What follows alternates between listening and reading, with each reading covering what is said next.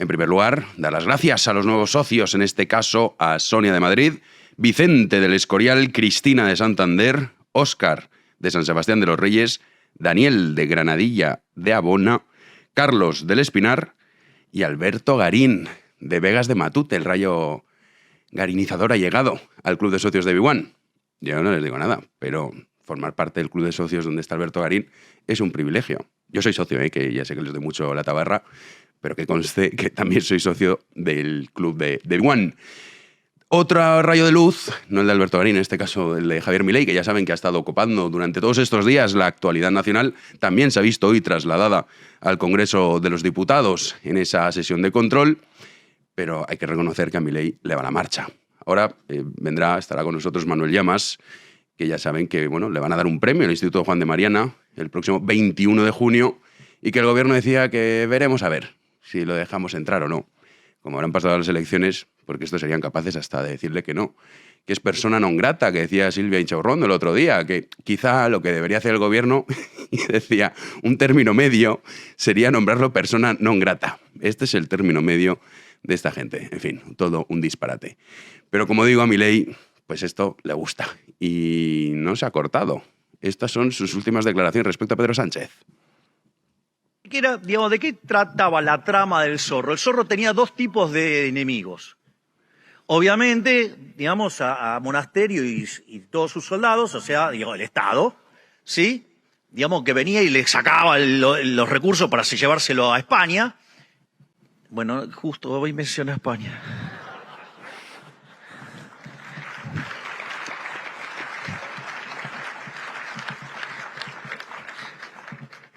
Igual ya lo tengo match point a Pedrito. Pues estas eran las declaraciones de Javier Milei respecto a Pedrito. Y pues es mucho mejor llamarlo así que no drogadicto, que es lo que ha hecho el gobierno. Pero como decía, esto, por supuesto, se ha trasladado a una tensa sesión de control al gobierno y tanto Abascal como Núñez Feijóo se han pronunciado al respecto. Escuchen. Tampoco podemos tener este debate obviando los últimos acontecimientos de esta semana y pasando por alto el ataque diplomático lanzado por su gobierno contra Argentina, que es una operación de manual. Ustedes insultan al presidente de una nación, le llaman drogadicto, fascista y loco y pretenden que no le responda.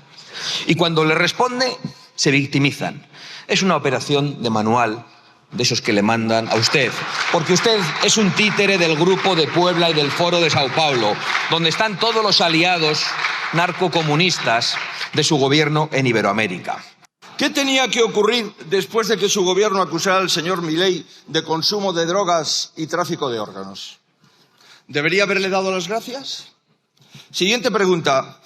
¿Por qué referirse a su esposa pone en riesgo la democracia, pero que el presidente de México ataque al rey no? Tercera pregunta. ¿Por qué tantos aspavientos en este asunto, pero ninguno cuando en Marruecos se dice que Ceuta y Melilla no son españolas? No le falta razón a Alberto Núñez Feijóo. Esta sobreactuación, ¿a qué se debe? Porque antes no, ahora sí. Ya saben que estos son los que es un atentado contra la democracia en las instituciones españolas, porque estos hablan de la democracia como si fuese un ser que siente y que padece. La democracia dice, ¿la democracia qué va a decir? No dice nada. Hacen lo mismo con el planeta, es el mismo rollo. Dotarlo de sentimientos y personificarlo. Doña Democracia, aunque en este caso es Doña Democracia Gómez, porque la democracia es la mujer del presidente del gobierno. Y claro, hoy iba muy contento porque ya saben que la UCO había enviado un informe, que ese informe solo lo tiene el juez y el diario El País. Nadie lo ha podido leer, el juez sí. Hay dos opciones, o el juez lo ha filtrado al diario El País, o si no, se pueden ustedes imaginar quién ha filtrado ese informe al diario del gobierno, el Pravda del siglo XXI, que es el diario El País. Bueno, pues hoy conocemos que el juez que está investigando esas actividades de Begoña Gómez ha citado a declarar a uno de sus grandes amigos, al gran empresario Carlos Barrabés, esas cartas de recomendación que firmó Begoña Gómez y también a 5 testigos más. Entonces se les ha estropeado el relato. Claro, no puede decir, no, mira, esto, lo que ha dicho la UCO, ya está. El juez de momento continúa con esas investigaciones. También esto, por supuesto, ha estado en el centro del debate de esta sesión de control. Y Alberto Núñez Feijóo decía lo siguiente. Mire, usted regañó a los españoles en una carta porque no le valoramos lo suficiente. Y para convencernos de lo contrario, intenta decirnos que fuera de España le aplauden sin descanso. ¿Sabe cuál es su mayor hit de la prensa internacional? ¿Palestina? ¿Ucrania? ¿Gibraltar? No. La corrupción. Estas son las portadas, señor presidente. Portadas de las que nos avergonzamos todos los españoles. Estas son sus portadas y su prensa internacional. Esta es la imagen que usted exporta de España. Usted, no la malvada oposición, no los malvados jueces, no los malvados periodistas. Esto lo logró usted solito, señoría. Seguro que el Le Monde, Le Figaro, el New York Times, el Correo de la Sierra, el The Guardian son tabloides digitales, señoría. Pues esa es la gran pregunta. ¿Sánchez ha respondido algo al respecto? Sí, claro que ha respondido. ¿Qué es lo que ha dicho? Lodo, fango, ultraderecha y extrema derecha. Esto es una pequeña recopilación de todo lo que ha estado diciendo en la sesión de control del gobierno, la respuesta a la defensa frente a las acusaciones de su mujer. La nada y el lodo. Una ultraderecha que llama al aislacionismo. Y una derecha sin equipo. Una oposición, tengo que decirlo, cada día más ultraderechizada. Una derecha y una ultraderecha cada vez más radicalizada. Una coalición, a mi juicio, reaccionaria, lo que he denominado la máquina del fango. La máquina del fango frente al fango de la oposición ultraderechizada. Esta máquina del fango del señor Feijóo y de las organizaciones ultraderechistas y de los partidos de la derecha y de la ultraderecha. La máquina del fango no ataca solo a los rivales políticos. Pues esa es la defensa. Ultraderecha, fango, bulos. Entendemos que pues, el New York Times, Correo de la Sera, Le Monde, todo es ultraderecha, todo es fango. Todos están en ese contubernio contra Pedro Sánchez y su inocente y pobre esposa.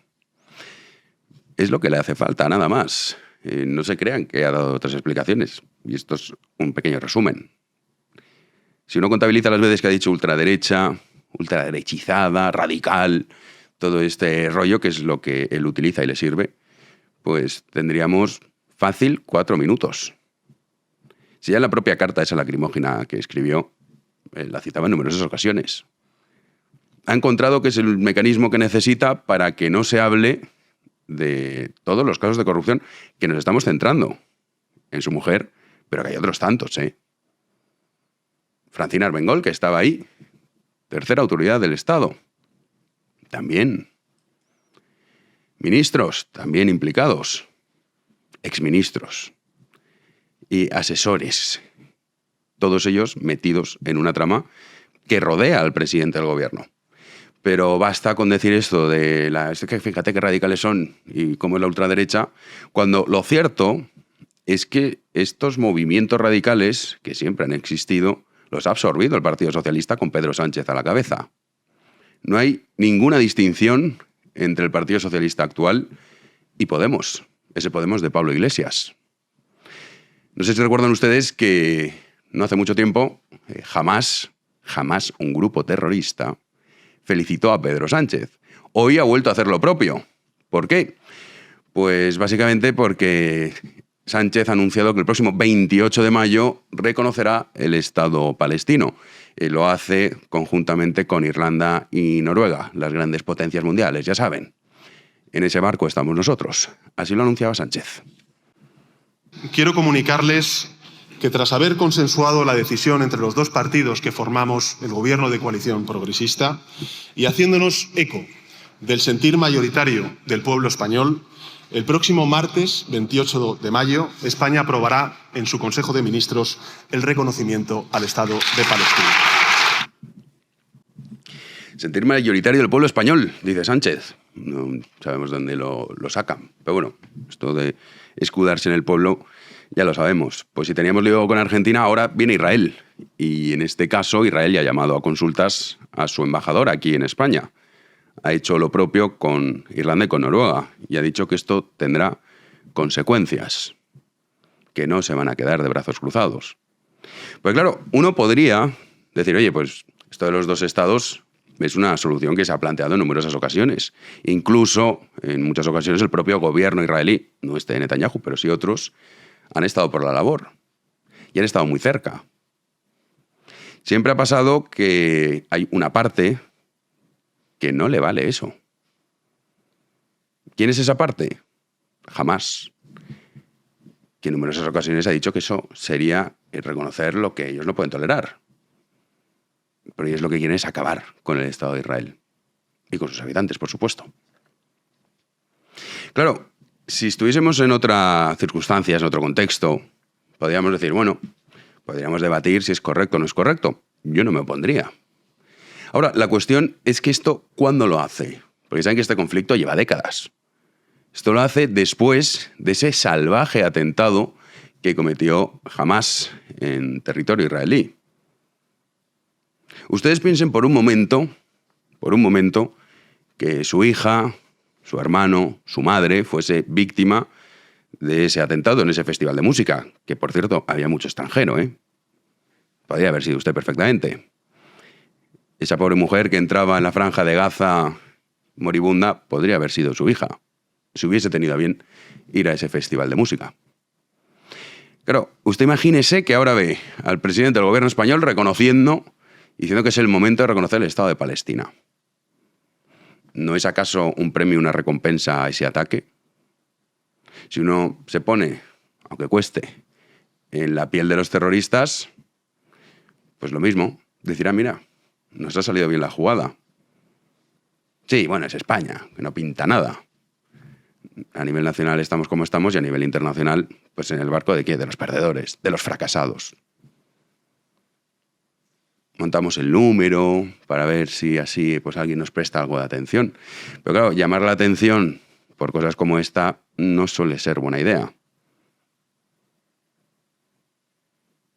Pero a fin de cuentas, ahí tiene la segunda felicitación de Hamás, ese vil grupo terrorista, al gobierno español. El problema es que esto nos representa a todos. Uno dice, no, pero yo no estoy de acuerdo, sí, lo que tú quieras. Pero las represalias no van a ser contra el gobierno español. Quizá algunos, y esto es una pregunta que hoy ha sonado mucho, ya saben que cuando Pedro Sánchez escribió esa carta, se insinuaba que podía marcharse porque se había reabierto la causa del caso Pegasus, ya saben, ese software que infectó, entre otros, el móvil del presidente del gobierno, de Pedro Sánchez.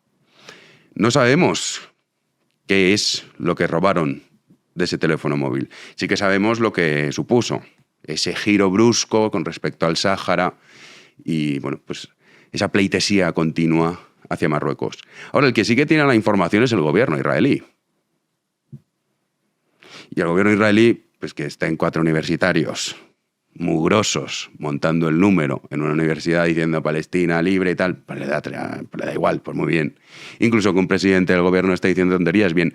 Ahora esto quizá ya no les empieza a hacer tanta gracia. Cuando además hay que tener en cuenta que Sánchez tiene aspiraciones internacionales. O sea, él se cree que tiene que ser nombrado presidente del planeta Tierra. Ese cargo todavía no existe, pero bueno. Él cree que lo deben crear para él. Pero suena para la ONU. Y la verdad es que pegaría muy bien esa basura. Que la verdad uno no puede entender cómo a día de hoy hay alguien que le presta atención. Le presta atención y se lo toma en serio.